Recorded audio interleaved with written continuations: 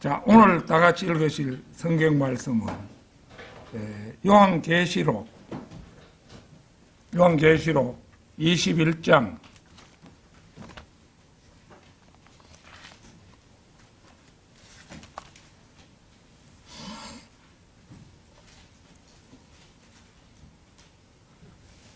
21장 1절에서 7절까지 말씀입니다.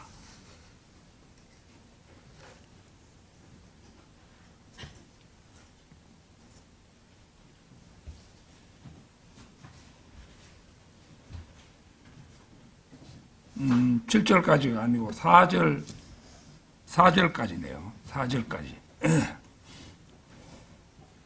다 찾으신 줄 알고 받들어 읽겠습니다.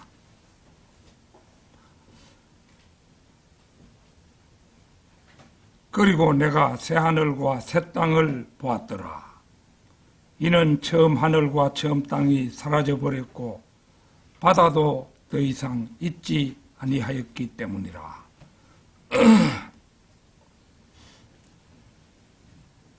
이 바다는 세상에 있는 지구에 있는 바다가 아니고 기품을 말하죠. 최초의 홍수를 일으켰던 기품,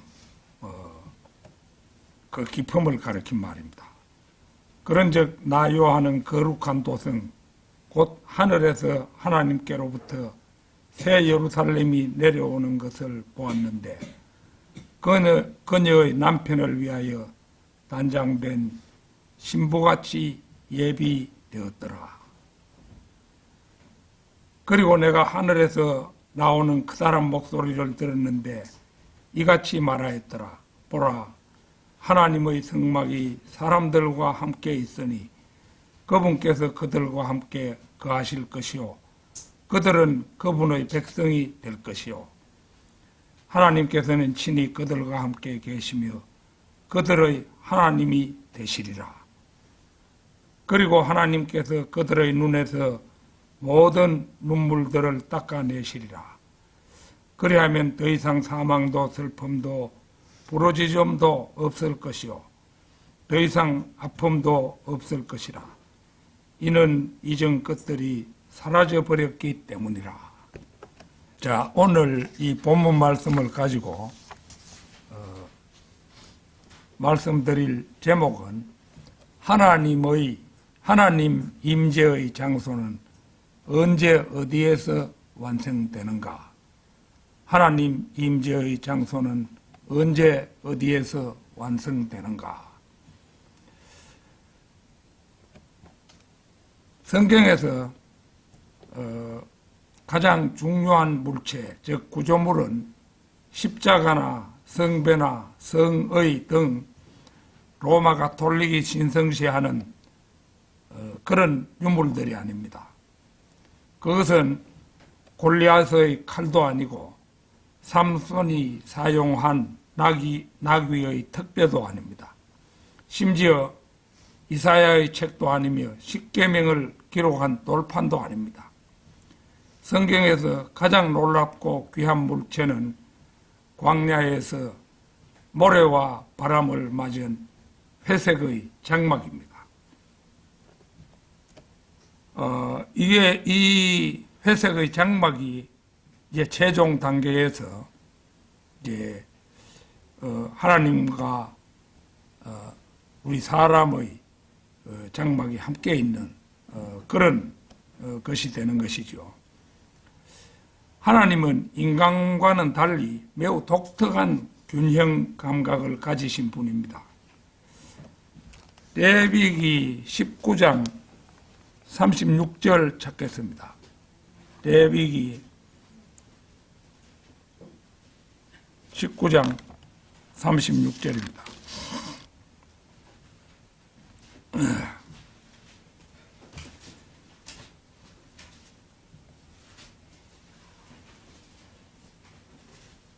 너희는 공정한 저울들과 공정한 저울추들과 공정한 에파와 공정한 흰을 지닐지니라. 나는 너희를 이집트 지역에서 데리고 나온 주 너희 하나님이로다. 저울은 중량을 달기 위한 도구입니다. 당시에는 저울대를 꺼내 달아 손으로 들거나 수직 기둥 위에 매달아 사용했는데 문헌에 따르면 이집트에서는 대저울과 안전뱅이 저울이 사용된 것으로 전해집니다. 또한 지렛대를 이용한 눈금을 매긴 저울은 BC 4세기 말엽에야 비로소 제작되었다고 합니다. 현재 저울의 눈금이나 추는 부당하게 조작되기 일쑤여서 공정한 상거래 질서를 어지럽히는 수단으로 사용되었다고도 합니다. 추는 중량을 측정하는 도구로 돌, 금속, 유리 등이 사용되었습니다. 당시 이집트에서 무려 5,400종류나 되는 저울추가 있었다고 전해집니다. 거기 말씀에 나오는 에바라는 것은 바구니라는 뜻입니다. 원래는 바구니에 담을 수 있는 일정 양을 가리켰으나 차차 고체의 부피를 측정하는 단위로 바뀌었습니다. 1에바는 1호멜의 10분의 1로 오늘날로 치면은 22리터에 해당한다고 할 것입니다. 그 다음에 흰이라는 말도 나오는데요. 흰은 항아리라는 뜻이며 항아리에 담긴 일정량의 부피를 기준으로 액체의 부피 측량 단위로 사용되었다고 합니다. 1흰은 1밭의 6분의 1로 3.6리터에 해당한다고 합니다. 그 다음 37절 한번 보겠습니다. 그러므로 너희는 나의 모든 규례들과 나의 모든 공의로운 법규들을 준수하여 그것들을 실행할지니라. 나는 주로다. 이 말씀은 레위기 19장의 결론에 해당합니다. 이스라엘이 19장의 규례와 법도를 준수해야 하는 이유는 이 말씀을 하시는 분이 이스라엘의 하나님이시기 때문입니다. 즉 하나님께서 이스라엘을 당신의 백성으로 삼으셨기에 이스라엘은 하나님의 거룩하심을 쫓아 거룩한 삶을 살아야 한다는 의미입니다. 따라서 이스라엘은 성결케 하시는 하나님의 모든 규례와 법도에 복종해야 했습니다. 오늘날 바로 이 하나님을 자신의 하나님으로 삼고 섬기는 우리 성도들에게도 이 규례, 곧 공의와 사랑의 법은 동일하게 적용해야 할 불변의 진리입니다. 옛날에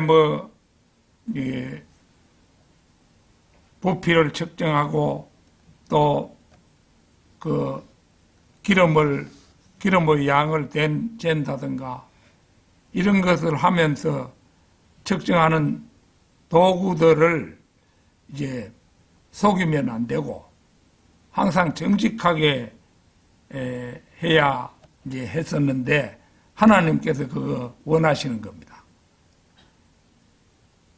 사람이 살면은 상거래가 필수적이잖아요. 상거래를 하는데 우리나라 같으면 무슨 되나 말이 있는데 되가 그 규정에 맞지 않으면 속이는 것이 되죠. 속이는 것이 생활의 그 기초가 되면은 전체가 거짓이 되어버리는 거죠. 하나님께서는 거룩하신 분이시기 때문에 그 모든 규례들과 모든 공의로운 법규들을 준수하라고 그렇게 말씀하신 것입니다. 하나님 임재의 장소는 언제 어디에서 완성되는가? 첫째 단계는 광야에서 성막을 만들어 하나님을 섬긴 이스라엘 민족입니다. 출애굽기 25장 8절을 찾겠습니다.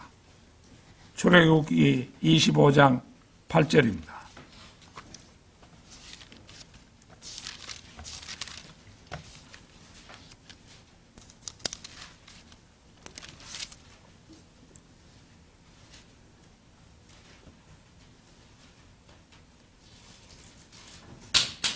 그리고 내가 그들 가운데 거할 수 있도록 그들로 하여금 나를 위한 성소를 만들게 하라.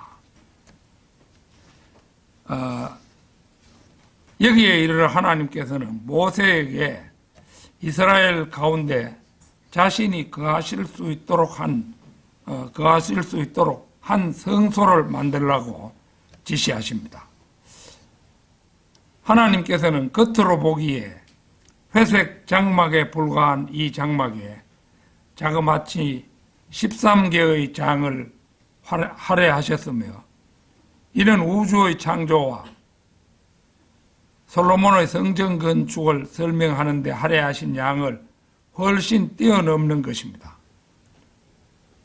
우주 창조라고 해봐야 창세기 1장이지요. 창세기 1장에 주로 우주 창조가 나타나 있는데, 이 아득하고 강박한 우주를 창조하는 데 있어서도 한 장밖에 할애하지 않으셨는데, 회색의 장막에 불과한 이 장막을 어떻게 만들어야 하는가에 대해서 13개 장을 할애하셨다. 이는 우주 창조와 솔로몬 성전 건축을 설명하는데 할애하신 양을 훨씬 뛰어넘는 것입니다. 하나님께서는 확실히 현대 건축물의 기준으로 본다면 작은 텐트에 불과하고, 광야 뒤편에 있었던 이 구조물에 대해 아는 것이 태양, 달, 화성, 금성, 다른 별들에 대해 아는 것보다 훨씬 중요하다고 생각하신 것이 분명합니다. 사실 하나님께서는 무소부재하신 분으로 인간의 눈에 보이지는 않지만 우주에 어느 한 곳도 제외됨이 없이 충만하신 분이 바로 하나님이십니다. 그런 하나님께서 자신이 거할 곳을 만들어 달라는 것은 언뜻 이해하기 어려운 말씀입니다. 그런데 하나님께서는 내가 그들 가운데 거할 수 있도록 이라고 분명히 말씀하십니다. 이것은 달리 말하면 지금까지와는 달리 보다 가시적으로 이스라엘 민족과 함께 거하시겠다는 적극적인 표현이라고 할 수 있습니다. 그때까지는 하나님께서는 모세와만 말씀하시고 지시할 사항도 모세를 통해서만 지시하시던 그런 방법을 사용하셨는데, 하나님께서 이제부터는 가시적인 장소에서 그분의 백성과 함께하고 제사를 받으며 동행하는 하나님이 되시겠다는 직접적인 의사의 표시라고 할 것입니다. 사실 모세와 말씀하고 하나님의 지시 사항을 전달받는 것만으로는 이스라엘 민족은 성에 차지 않는 것들이 많았다고 볼 수 있습니다. 그래서 하나님께서는 그들에게 좀 더 다가갈 필요성을 느끼셨고, 결국은 성막이라는 구조물을 만들 결심을 하셨다고 할 것입니다. 또한 어떤 재료를 어떤 장소에서 채집하여 만들지 않고 백성들이 지닌 것 중에서 자원하여 바치는 봉헌물 위주로 성막의 재료를 대신했다는 점입니다. 출애굽기 25장 2절 찾겠습니다. 25장 2절.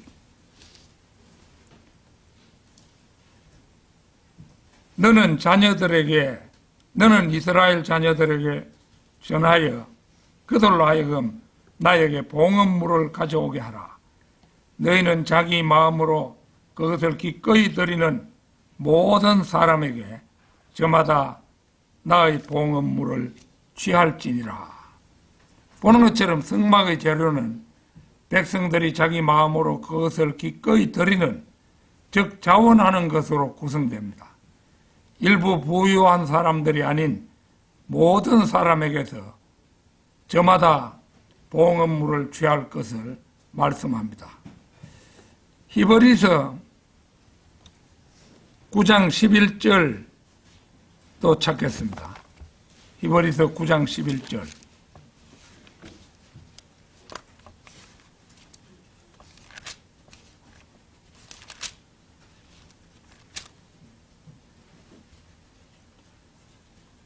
그러나 그리스도께서 다가올 좋은 것들의 대제사장으로 오시되 사람들의 손으로 지어지지 아니한, 즉 이런 건물 중 하나가 아닌 더 위대하고 더 완전한 성막을 통해 오셔서, 이런 말씀이죠.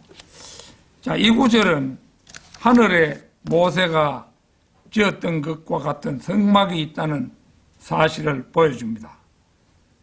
그러나 그 성막은 모세가 지은 성막보다 더 크고 온전합니다.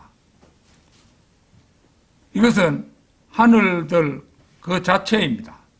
모세는 성막을 만들 때 바로 이 하늘들의 모양을 따랐습니다.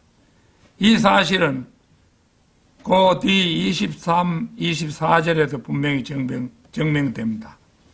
출애굽기 9장 23, 24절 보겠습니다.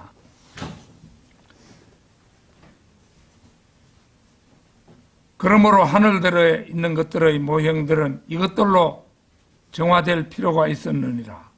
그러나 하늘에 있는 것들 그 자체는 이것들보다 더 좋은 희생 제물들로 정화될 필요가 있었느니라. 이는 그리스도께서는 손들로 지어진 거룩한 처소들, 곧 참된 것의 모형들 안으로 들어가지 않으셨고 오히려 하늘 그 자체 안으로 들어가셨기 때문이니 우리를 위하여 지금 하나님의 임재 앞에 나타나 계시니라. 이 일련의 말씀을 통해서 다음 몇 가지 사실을 확인하게 됩니다. 하늘 자체가 모세 성막의 원형이고 거기에 있는 성소는 인간의 손으로 만들지 않았으며 그 성소야말로 참된 성소라는 사실입니다.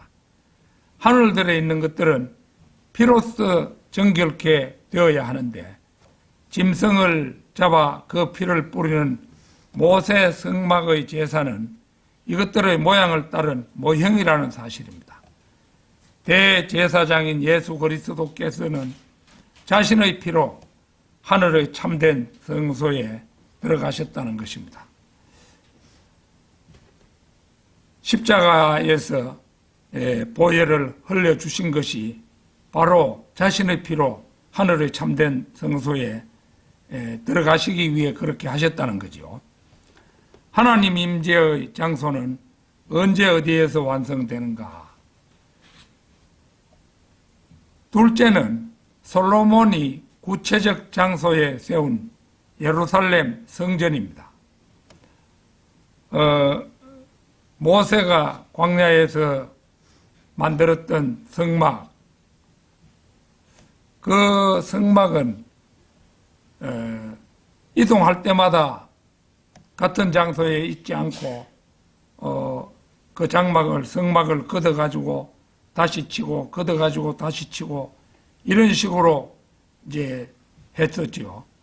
그런데 이제 솔로몬이 지은 예루살렘 성전은 한 장소에 고착되어 있는 거잖아요. 열왕기상 6장 1절 한번 보겠습니다.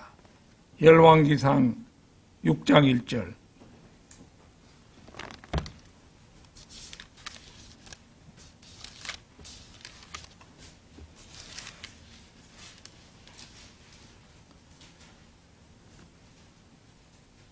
이후에 이스라엘 자녀들이 이집트 지역에서 나온 지 480년째 되는 해이자 솔로몬의 이스라엘 통치 네 번째 해 둘째 달인 집월에 이러한 일이 있었으니 그가 주의 집을 건축하기 시작하였더라. 5장은 이제 열왕기상 5장은 솔로몬이 즉위하여 히람과 언약을 맺은 후 약 3년에 걸쳐 성전 건축 준비를 완벽하게 마친 후 여기 이어지는 6장에서는 실제적인 성전 건축 장면을 소개하고 있습니다. 솔로몬의 성전 건축은 그의 즉위 제4년 곧 이스라엘이 출애굽한 지 480년이 되는 BC 966년에 시작되었습니다. 그런데 성전 건축의 시기가 출애굽을 기점으로 해서 표기되었다는 사실은 이스라엘의 역사에서 매우 중요한 의의가 있습니다. 왜냐하면 출애굽 직후 하나님 임재의 상징으로 세워진 이동식 성막이 항구적인 성전으로 건축되는 것은 이스라엘 백성들이 소유하기를 바랐던 약속의 땅에 대한 이전까지의 임시적 상태가 막을 내리고 이제는 약속의 땅 카나안이 항구적으로 그들의 소유가 되었음을 상징해 주기 때문입니다. 즉 이스라엘 백성들의 조상들에게 주어진 하나님의 약속은 성전 건축으로 비로소 완전히 성취되기에 이른 것입니다. 물론 과거 성막과는 그 크기나 모양에 있어 다소 다른 점은 있으나 역할과 영적 의미는 솔로몬 성전이 그대로 이어받게 되었습니다. 이것은 또한 성전이 과거 아브라함이 이삭을 제물로 바치려 했던 모리아 산에 세워졌다는 사실 역시 성전은 이곳에서 십자가를 지신 영원한 성전 대신 그리스도를 예표함을 보여줍니다.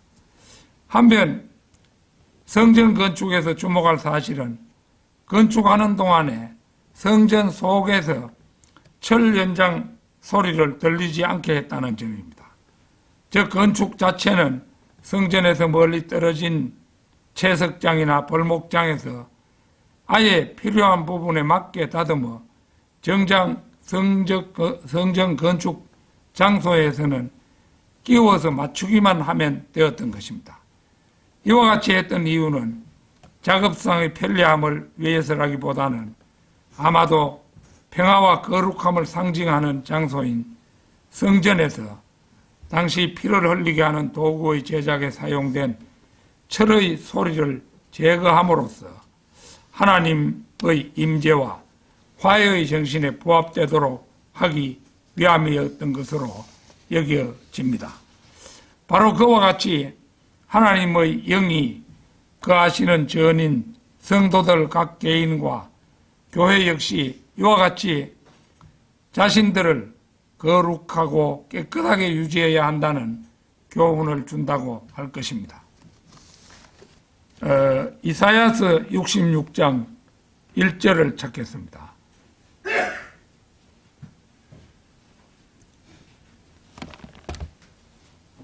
이사야서 맨 마지막 장이지요. 66장 1절.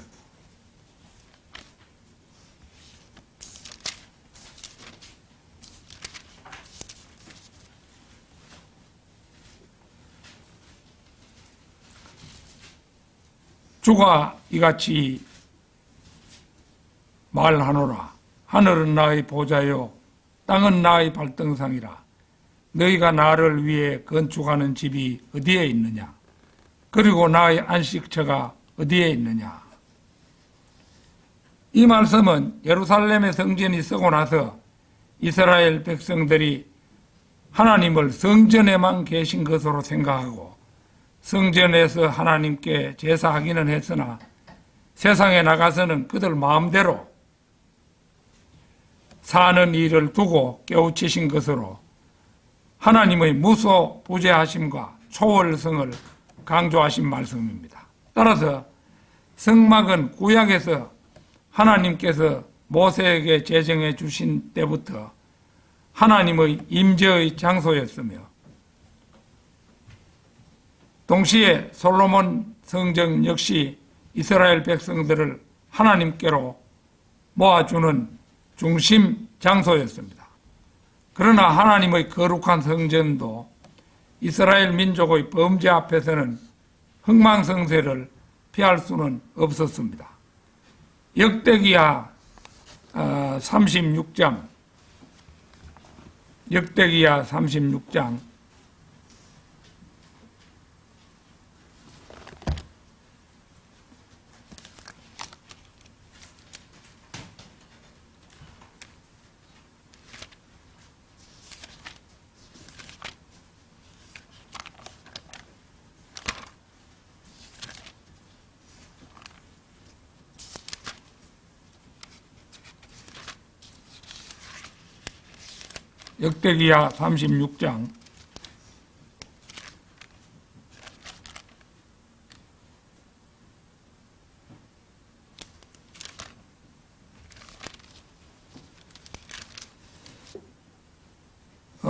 16절에서 19절입니다.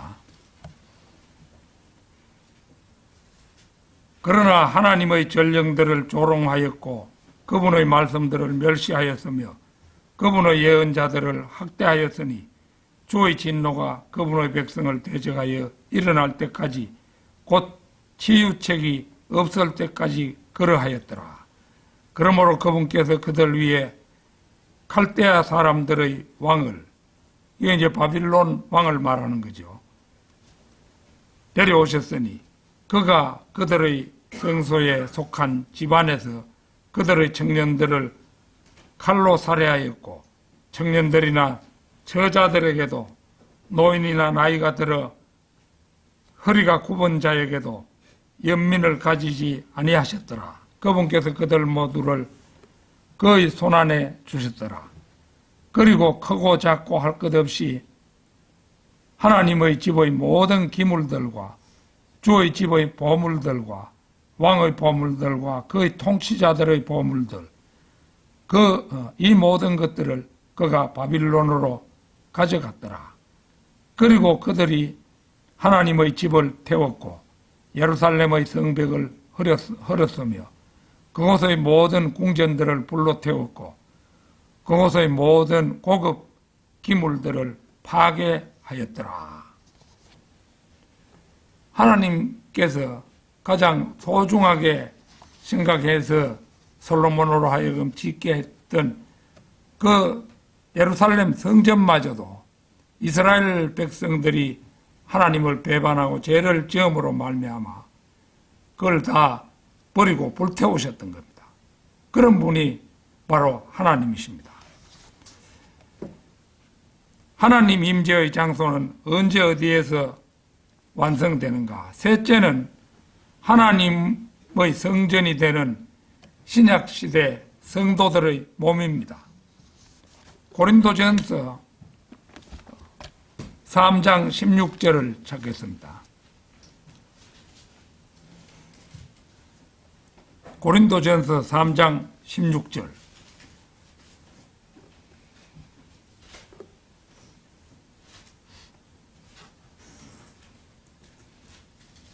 너희가 하나님의 성전인 것과 하나님의 영께서 너희 안에 거하시는 것을 너희가 모르느냐. 이거 이제 오늘날의 성도들의 그 몸이 하나님의 영께서 거하시는 성전이라는 거죠. 몸 성전입니다. 신약시대는 누구나 주 예수 그리스도를 믿고 그분을 영접하면 그 순간 하나님의 영께서 그 사람 안으로 들어오십니다.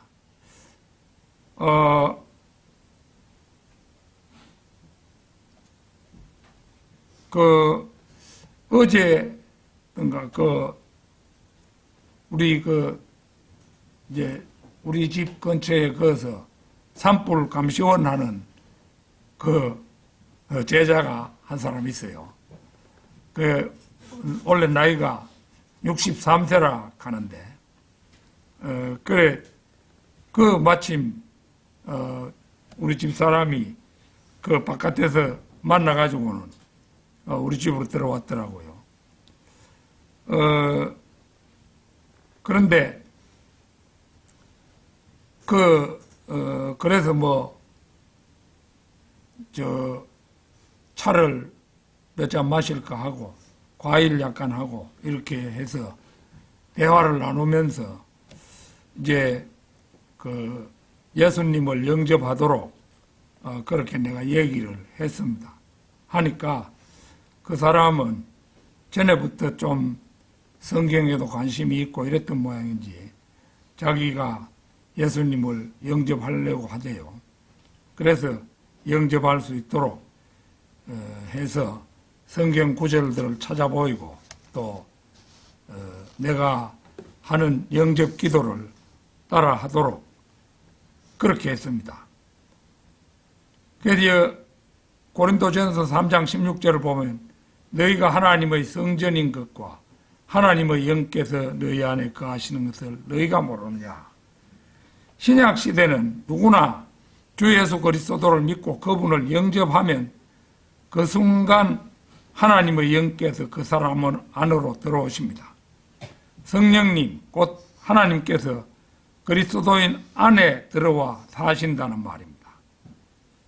그러니까 이게 내가 지금 아침에 집에서 이 교회로 오고 뭐 이렇게 하는데 이 몸이 성전이니까 내 안에 계시는 하나님의 영도 내가 자가용을 탈 때 함께 차를 타고 내 안에 계시니까 그렇게 하는 거잖아요. 나와 항상 동행하시는 거잖아요.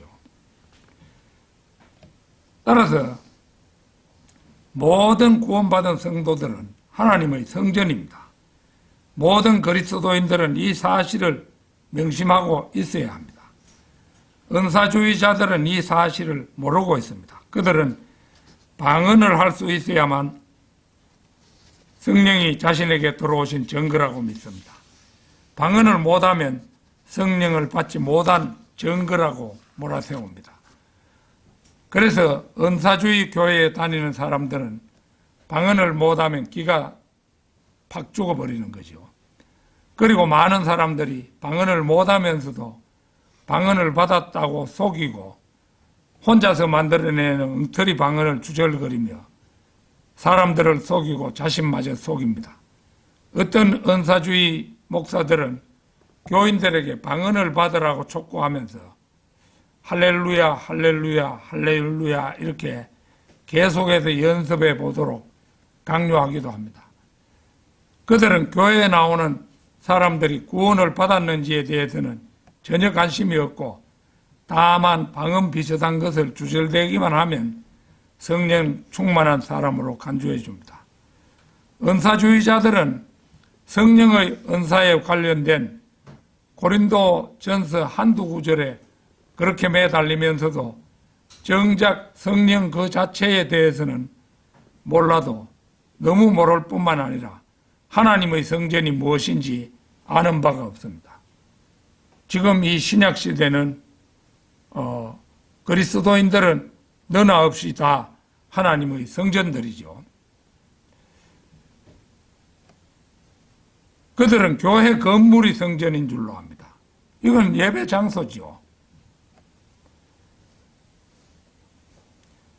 성경 말씀에 대한 무지는 은사주의자들의 특징입니다. 우리나라에서 제일 크다는 순복음교회, 지금 죽었습니다마는 조용기 목사 은사주의자들의 그 두목이었죠. 이 세상에는 구원받은 그리스도인들 안에 성령이 거하신다는 사실을 부인하는 집단이 두 집단이 있습니다. 하나는 그리스도의 교회이고 다른 하나는 모든 은사주의 집단입니다. 그리스도의 교회라는 집단은 사도행전 2장 38절의 물침례를 받지 않으면 성령이 들어올 수 없다고 가르칩니다. 같이 찾아보겠습니다. 사도행전 2장 38절.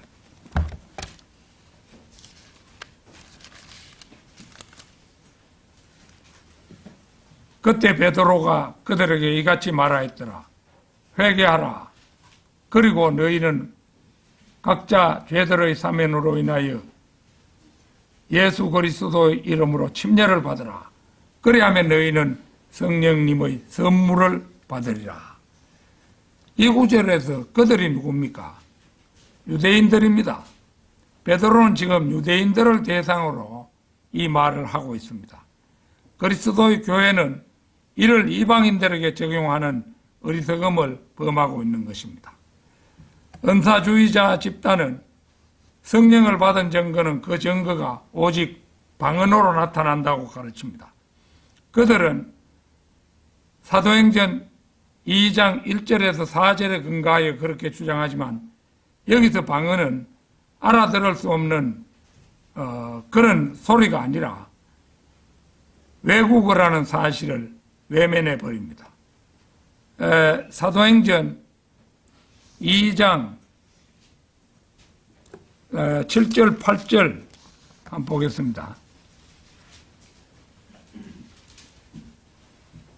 그리고 그들이 다 놀랍고 경탄하며 서로 이같이 말하였더라. 보라, 말하고 있는 이 자들은 모두 갈릴리인들이 아닌가. 그런데 어떻게 우리 각인이 우리가 태어난 곳에 속한 우리 고유의 방언으로 말하는 것을 듣는가. 이 방언이라는 것이 외국어임을 이 말씀 보여주죠. 그러니까 이제 이스라엘 사람들이 세계 각지로 흩어져서 살다가 이제 오순절 날이 임박해가지고 뭐 자기들이 살던 터키라든지 뭐 이집트라든지 리비아라든지 뭐 이런 데서 전부 예루살렘을 찾아왔는 거라요.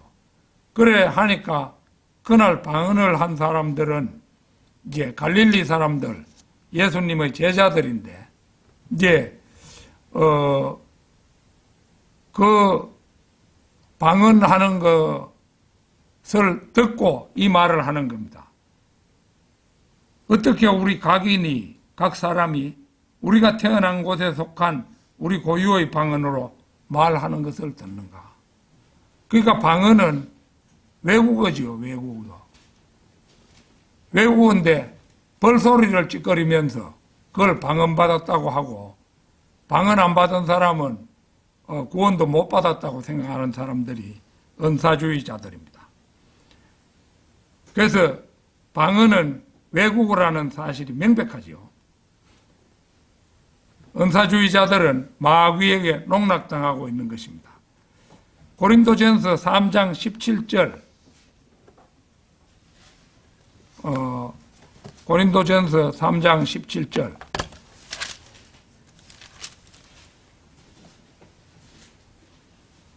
누구든지 하나님의 성전을 더럽힌다면 하나님께서 그를 멸하시리라. 이는 하나님의 성전은 거룩하고 너희는 그 성전이기 때문이라. 하나님께서는 성전을 더럽힌다면 그 사람을 멸하십니다. 잘 믿는 사람인데도 일찍 죽는 사람들을 우리가 많이 보죠. 뭐 아무리 잘 믿는 사람이라도 일찍 죽을 수도 있는 겁니다.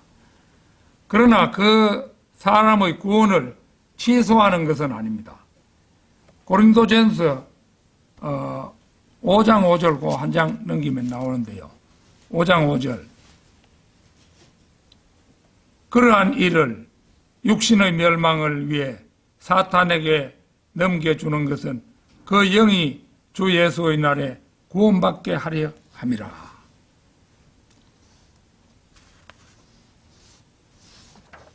성전을 더럽힌다는 것은 구원받고 나서도 하나님의 말씀에 순종하지 않으며 육신의 더러운 행실을 버리지 못하고 자신 안에 들어와서 하시는 하나님의 영에 따라 생각하고 행동하지 않음으로써 그 소중한 구원을 욕되게 하는 것을 말합니다. 그래서 성경은 구원받은 성도들에게 이렇게 충고합니다. 빌립보서 2장 12, 13절입니다.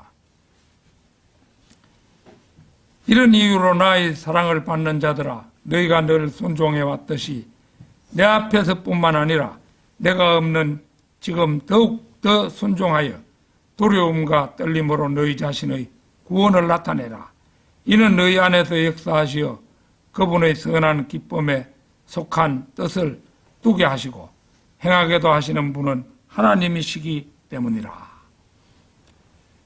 바울은 지금 더욱더 순종하여 두려움과 떨림으로 너희 자신의 구원을 나타내라, 이렇게 명령하고 있습니다. 우리는 구원을 얻기 위하여 어떤 행위도 필요로 하지는 않습니다. 구원은 하나님께서 값없이 주신 선물입니다.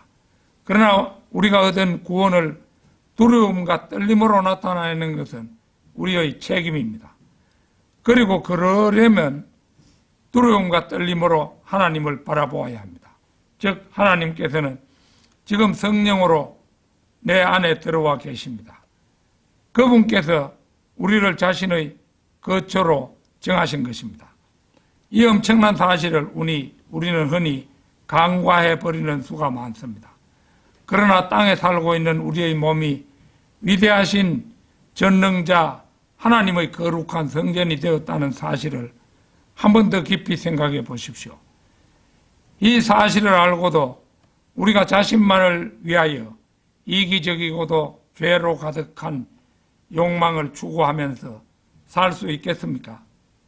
여러분께서 내 안에 들어와 사신다는 것을 알면서도, 그러니까 하나님께서 내 안에 들어와 사신다는 것을 알면서도 옛사람의 더러운 육신적 생각과 더러운 행실을 버리지 못한다면 그것은 하나님께 두려움과 떨림으로 자신의 구원을 나타내는 것이 결단코 아닙니다.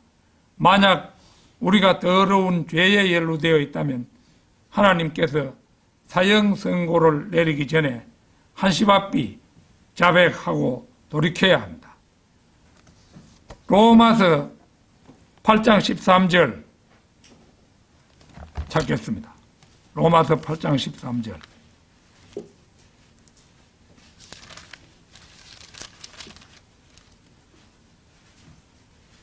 이는 만일 너희가 육신을 따라 산다면 너희는 죽을 것이기 때문이라. 그러나 만일 너희가 성령을 통하여 몸의 행실들을 죽이면 너희는 살리라. 바로 그렇습니다. 우리가 성령을 통하여 몸의 행실들을 죽이는 것, 이것이 바로 유일한 살 길입니다. 하나님 임재의 장소는 어디에서 완성되는가?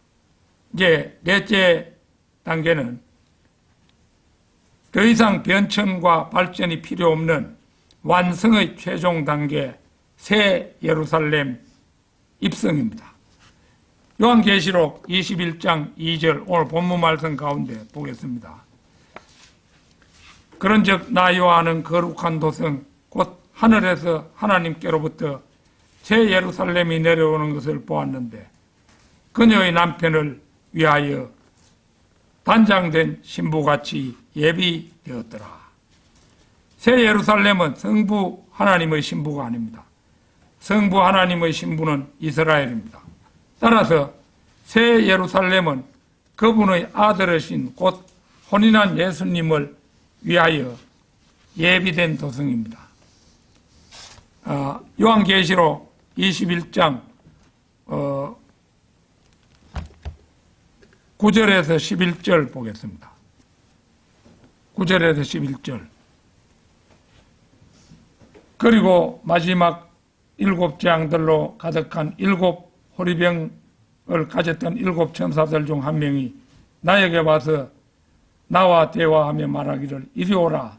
내가 너에게 어린 양의 아내인 신부를 보여주겠노라 하였더라. 그리하여 그가 영안에서 나를 거대하고 높은 산으로 이동시켰고, 여기에서 사는 이 지상의 에베레스트나 이런 게 아닙니다.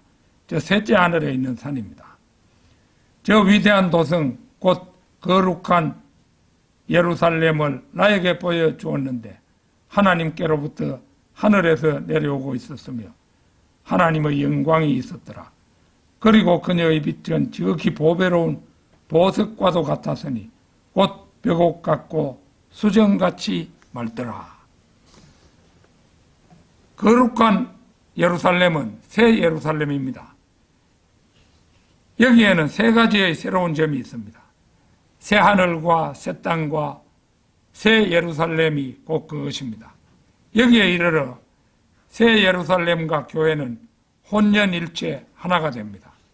새 예루살렘이 거듭난 모든 성도들의 어머니라고 불리는 것은 그 때문입니다. 갈라디아서 4장 26절에 보면은 어머니라는 말이 거기 나오고 있죠. 고린도전서 10장 32절을 찾겠습니다. 고린도전서 10장 32절.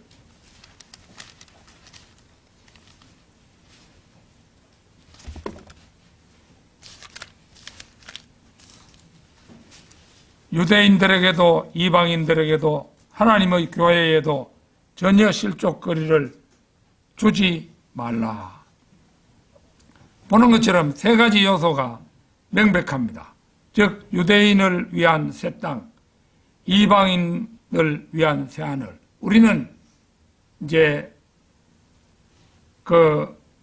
이방인도 아니지요. 그때는 그리스도인이지요. 그래서 유대인을 위한 새 땅이 유대인들에게 새 땅이 주어지고 이방인을 위한 새 하늘, 그리고 그리스도인들을 위한 새 예루살렘입니다. 우리 그리스도인들에게는 새 예루살렘 성이 주어지는 거예요. 유대인, 이방인, 그리고 교회의 세 부류가 여전히 영원에서도 존재하는데 각기 처소와 섬기는 곳이 구분되어 있습니다. 요한계시록 21장 3절, 오늘 본문 말씀에 속한 구절이죠. 3절. 그리고 내가 하늘에서 나오는 크다란 목소리를 들었는데 이같이 말하였더라. 보라, 하나님의 성막이 하나님과 함께 있으니 그분께서 그들과 함께 거하실 것이요 그들은 그분의 백성이 될 것이요 하나님께서는 친히 그들과 함께 계시며 그들의 하나님이 되시리라. 여기에는 몇 가지 복된 말씀이 담겨 있습니다. 하나님의 장막이 사람들과 함께 있어서 그분은 그들과 함께 거하실 것입니다. 그럼에도 새 예루살렘에는 성전이 없습니다. 더 이상 성전이 없는 거죠. 영원에서 유대인을 위한 새 땅에는 성막이 있을지 모르나 그리스도인을 위한 새 예루살렘에는 성전이 없습니다. 자, 오늘의 본문 말씀 4절에서 또 그 바깥 5절까지 한번 보겠습니다. 그리고 하늘에서 그들의 눈에서 모든 눈물들을 닦아내시리라. 그리하면 더 이상 사망도 슬픔도 부르짖음도 없을 것이요 더 이상 아픔도 없을 것이라. 이는 이전 것들이 사라져버렸기 때문이라. 그리고 그 보좌 위에 앉으신 분께서 말씀하시기를 보라, 내가 모든 것들을 새롭게 만드노라 하셨느니라. 그리고 그분께서 나에게 말씀하시기를 기록하라. 이는 이 말들이 참되고 신실하기 때문이라 하셨느니라. 이 본문은 그리스도인들이 결말을 보는 것입니다. 계시록이 없다면, 요한계시록이 없다면 우리는 사탄에게 무슨 일이 일어나는지, 또 긴 세월을 인간을 시험하던 그 사탄이 비로소 불호수에 던져지는 것을 몰랐을 것입니다. 우리는 요한계시록이 빠진 성경을 생각할 수 없습니다. 우리가 가야 할 하늘에 있는 집에 대해 모든 좋은 구절들이 요한계시록에 있는 것은 놀라운 일입니다. 새 예루살렘에는 더 이상 슬픔이 없습니다. 더 이상 죽음이 없습니다. 더 이상 애통이 없습니다. 더 이상 고통이 없습니다. 더 이상 눈물이 없습니다. 더 이상 실망의 눈물도 없습니다. 정열 없이도 사랑하는 곳입니다. 고단함을 모르고 섬기는 곳입니다. 마음껏 기뻐하고 저주가 없으며 축복만이 있는 곳입니다. 죽음을 모르는 생명을 누리며 어둠은 없고 빛만이 있는 곳입니다. 고통이 없고 힘이 넘치는 곳입니다. 끝없이 다스리며 부족함이 없이 만족하는 곳입니다. 눈물은 없고 찬양이 있으며 흠없는 아름다움만이 있는 곳입니다. 죄는 없고 즐거움이 넘치는 곳입니다. 자, 이제 주님께서 공중에 오시면 우리는 셋째 하늘로 갑니다. 그리고 천년 왕국을 거쳐 새 예루살렘에 들어가 영원을 누리며 살게 됩니다. 그것이 바로 우리가 도착해야 할 최종 목적지입니다. 일찍이 드와이트 무디는 여러분이 구원받았으면 이 땅은 여러분이 볼 최악의 지옥이고, 여러분이 구원받지 못했으면 이 땅은 여러분이 볼 최고의 천국일 것이요, 이렇게 말한 바가 있습니다. 구원받은 사람에게는 이 땅은 이제 그 성도들이 볼 최악의 지옥이고 가장 괴로운 곳이 이 세상이지요. 그런데 구원받지 못했으면 이 땅은 그 구원받지 못한 사람들이 볼 최고의 천국일 겁니다. 이 땅에서 그래도 즐겁지요. 왜냐하면 한번 지옥에 들어가면은, 지옥은 어디 있습니까? 지구 중심부에 있지요. 지옥, 땅지자, 감옥옥자. 그거 들어가면은 다시 벗어날 길이 없어요. 그래가지고 나중에 잠시 나왔다가 불호수로 떨어져 가게 되는 거죠. 그래서 절대다수의 사람들이 믿지 못하는 이 전망이 갈데없는 사실임을 인정할 날이 이제 머지않았습니다. 요한복음 14장 2절 한번 보겠습니다. 요한복음 14장 2절.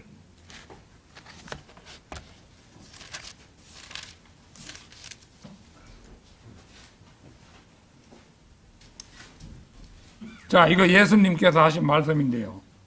나의 아버지의 집에는 많은 저택들이 있느니라. 만일 그렇지 아니하였더라면 내가 너희에게 알려주었으리라. 나는 너희를 위하여 처소를 예비하러 가노라.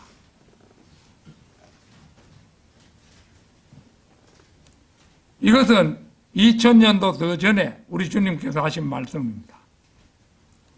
많은 저택들이 있는 곳, 그것이 바로 새 예루살렘입니다.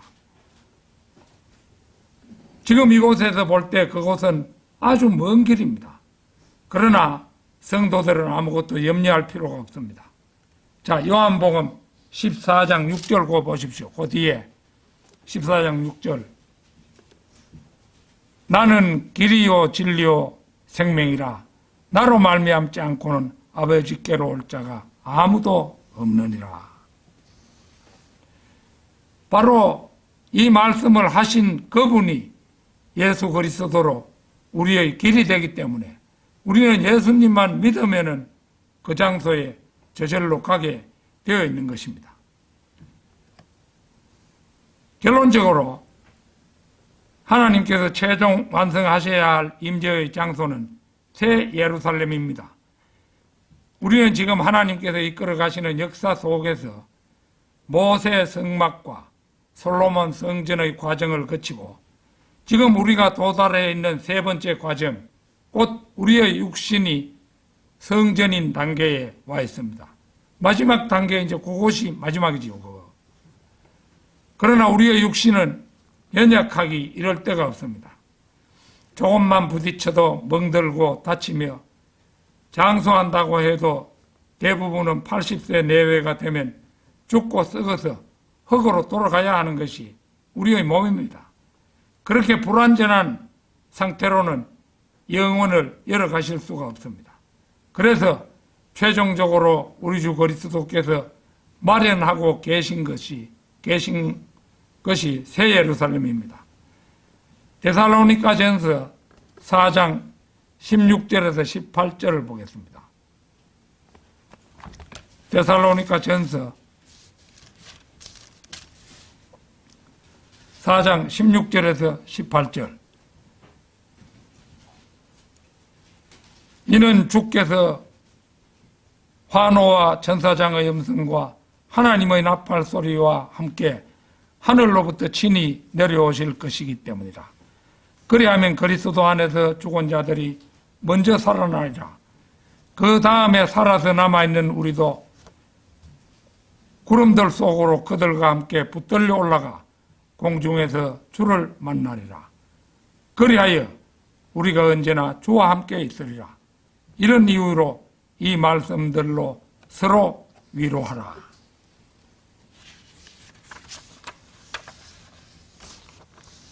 우리는 이 휴거를 거치고 휴거는 이제 곧 다가오죠.